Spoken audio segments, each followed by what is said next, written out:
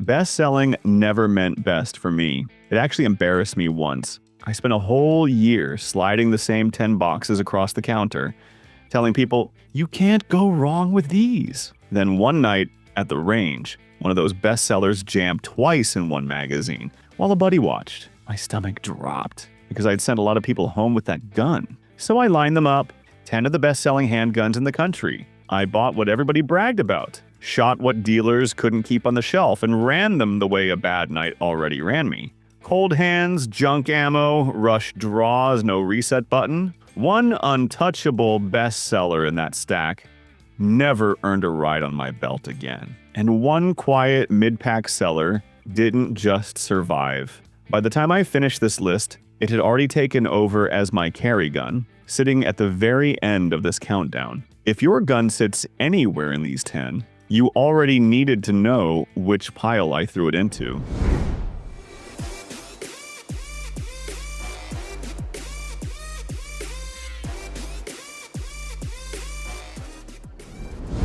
The P365 X Macro turned into the poster child for guys who trusted spec sheets more than trigger time. Every other customer walked in asking for the long P365 with the comp and Big Mag, like it already solved carry forever. I got sick of hearing about it. I told one regular, straight up, it's fine, but it isn't magic. You'd shoot just as well with anything decent. That same week, he brought his brand new X Macro to the range. We ran my usual draw to first shot drill. He cleaned it faster than I did with a gun I knew inside out. I laughed it off, but it stung, because I'd already talked that pistol down to half the town. So I took one, stuffed it with cheap ammo, and tried my hardest to make it look stupid. Long strings, ugly reloads, one-hand shooting, appendix carry all day, no drama. It stayed flat, came back on target, and just kept running. The blast felt sharp indoors and the grip printed more than I liked, but the gun did its job.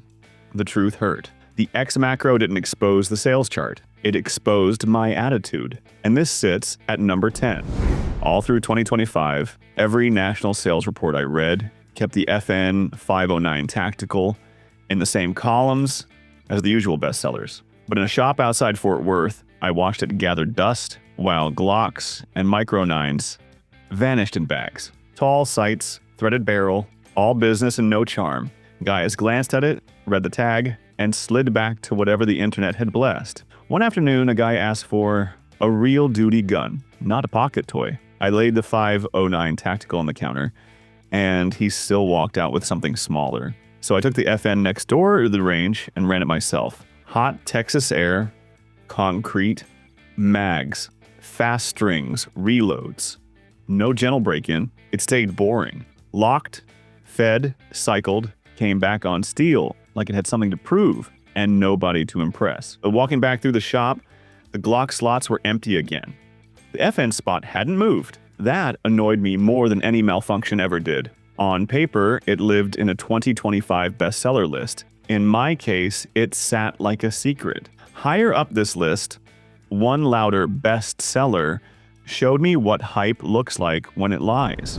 The year just started and the CZ P10C kept showing up in the same bestseller columns as the usual, reliable everyman pistols. Charts treated it like the safe pick. I believed it enough to strap it on for a defensive pistol class outside San Antonio, with a Glock 19 sitting quiet in the bag as backup. The morning started fine. The P10 felt quick and honest through the first draws and reloads. Then the heat and dust built up, and the round count climbed. Midway through a string, the trigger went dead. The slide sat just short of battery, and I stood there slapping the back of it while the line waited. Clear it, tap rack. Next string, it did it again. Same out of battery hang up, same stall. This time, with the instructor staring at my holster. He told me to park the CZ and grab the Glock, so the class kept moving. That Glock ran clean the rest of the weekend. Since then, every time someone held up the P10C as one of 2026's bestsellers, I only saw that dead trigger and a whole line staring at me. For me, it stayed a bestseller that already failed its biggest test. When a gun does that in front of a whole class, you tell me if the hype still sounds right. And if this felt bad, number 7 made that day look gentle. The Canik TP9 SFX Rival came across the counter like it was doing me a favor. Guys kept calling it everything a race gun needs and stupid value compared to the big names. You know that tone.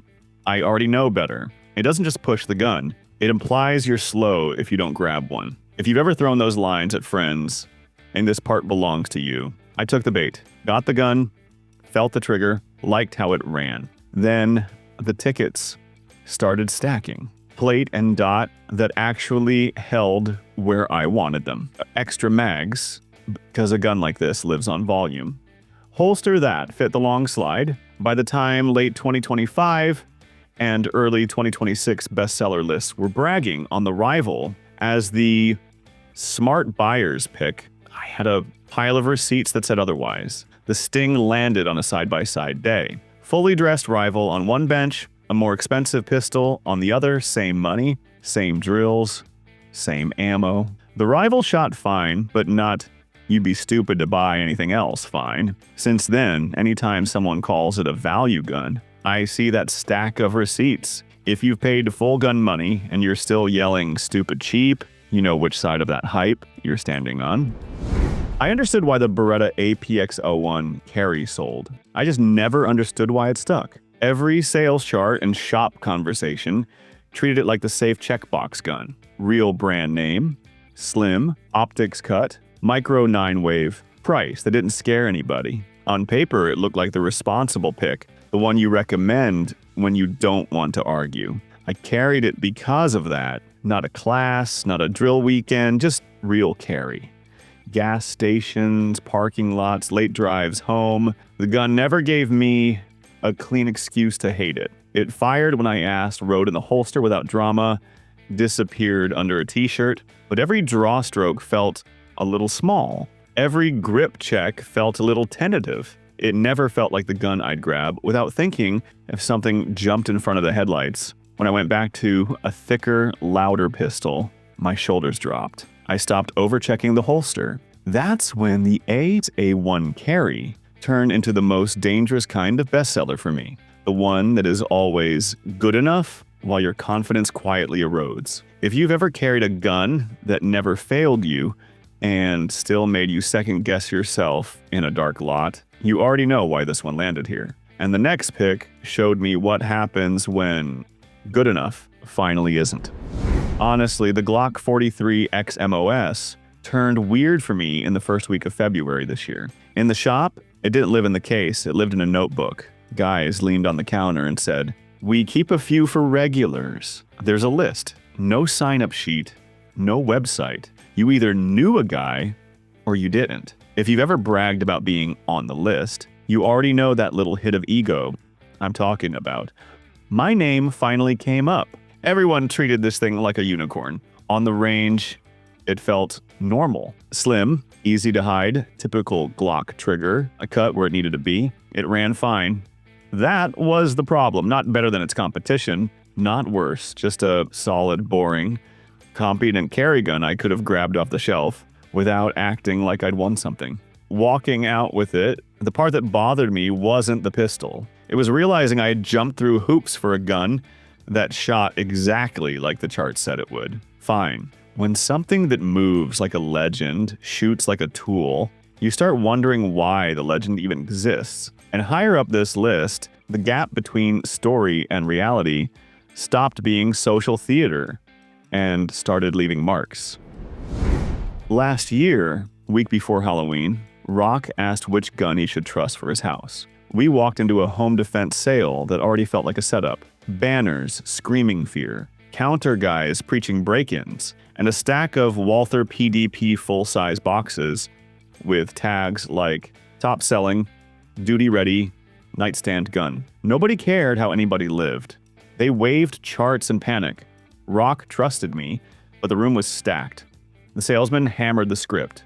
Bestseller, soft shooter, full-size confidence. He never once asked about Rock's hallway, his grip, his experience. I watched my buddy get sold a duty gun by a spreadsheet and kept my mouth shut. That still burns. Then we ran it. Low light at the range, then a slow walk through his house. The PDP felt big and loud. Blast bounced off drywall. Muzzle poked past door frames. His arms stretched to clear corners. The gun never malfunctioned. It just never felt like it belonged in that hallway. How many people bought a full size because a banner screamed home defense and never once walked that gun down their own hallway in the dark? And this wasn't even the chart, darling, that disappointed me the most. This past December in Texas turned into the Ruger RXM show. Every shop I walked into ran the same poster. December's best-selling handgun in Texas. Floor stacks of RXM boxes, clerks barking that they were flying out of here, customers pointing at the sign like it was a background check. Nobody talked triggers, recoil, or training. They talked discounts and the word #1. Those pallets didn't go to shooters. They went to people with no holster, no plan, and no idea what ammo they needed. Cards swiped while they were still asking where the safety sat. The RXM left in shopping bags next to Christmas lights and wrapping paper, so I took one to a packed Saturday range. The RXM hit harder than the sales pitch ever admitted. Snappy recoil in a light frame. Trigger that stacked and broke late. Sights that punished every flinch. On both sides of me. Fresh December owners fought the gun, yanked shots low, and looked more scared after every magazine. The pistol kept running, their confidence didn't. Those best-selling in Texas numbers didn't measure skill. They counted impulse. If your RXM came home because a December banner yelled loud enough, and it still hasn't seen a real training day, you didn't just buy a gun, you helped vote that rough ride into the bestseller column with zero work behind it. I knew the VP9 was a problem the third time I unbuckled my belt in a parking lot just to breathe. Inside the waistband, it dragged. Grip printing under shirts that hid other guns, fine. Corners biting the truck seat. Weight pulling my hip by the end of the day. It was supposed to be my one gun that does everything. It already felt like a duty gun I kept trying to hide. Then I remembered how I got there. Charts, instructors, comment sections, all preaching the same sermon. Soft recoil, perfect ergo, trigger sent from heaven. Home gun, VP9, range gun, VP9, carry gun, VP9. If you questioned it, people acted like you just admitted you couldn't shoot. On the range, they weren't lying. The VP9 ran flat and smooth, sights riding straight back into the notch. Groups tightening without extra effort. It felt like pure gold in a clean lane. But every time I walked out the door, that gold stayed in the safe, while lighter, boring pistols disappeared on my hip and actually went to work. If you bought a VP9 to prove you were serious and still leave the house with something smaller, you already know which treasure you chased. And the gun sitting at #1 turned that whole bestseller shrine into rubble for me. You walked into my shop last year asking for a carry gun. Odds were I put a Hellcat Pro in your hands. I knew exactly why. The poster said best-selling Micro 9. The card on the glass shouted capacity, size, optic cut, rail.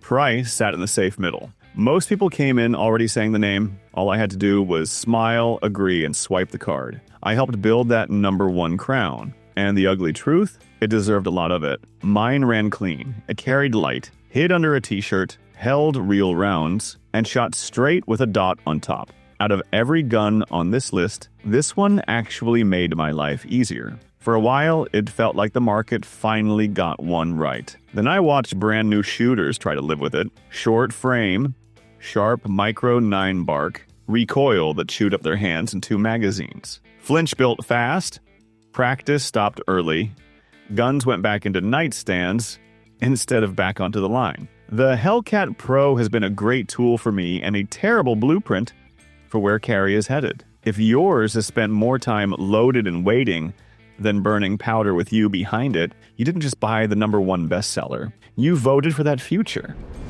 All over the country, the Taurus G3C turned into the budget street king. Every chart, every counter jockey, every comment section had the same split. One side screaming best value, the other side calling it a jam machine. Malfunctions, bad extraction, nose-up feeds. I saw all of it online and rolled my eyes. I figured people just wanted champagne out of a cheap bottle. End of 2024, I finally grabbed one. Price was low enough to feel clever, high enough to feel serious. I told myself it would be a beater range gun, maybe even a backup carry if it impressed me. I wanted the value crowd to be right. Summer 2025, hot range day, cheap ammo, fast strings. The G3C locked up in my hands and killed the line. Not a cute hiccup, a stop. I cleared it, but the trust never came back. In that moment, every mind-jammed two-post I ignored landed in my lap. For me, it never again touched the word defensive. You still want to call it a defensive pistol because it was cheap and popular? If your G3C hasn't eaten enough rounds to bleed your wallet and your hands, you helped build that hype with nothing but a receipt. By the time I finished with these 10, best-selling had turned into a joke. Some of these pistols absolutely earned their numbers. They stayed smooth when they were filthy, came back on target when my grip slipped, and kept my brain quiet when the buzzer sounded. Those stayed in the rotation. The others only looked good on a spreadsheet. One of the most hyped guns on this list started dragging its feet the minute the round count climbed. The trigger felt worse, the confidence felt worse, and eventually it went back in the case with a loaded mag and zero trust. So if the only reason a gun has lived on your hip came from a sales chart, you already saw why that never felt like enough. Drop the bestseller that burned you the worst. I'm Steve, and I've already started clearing my own shelf.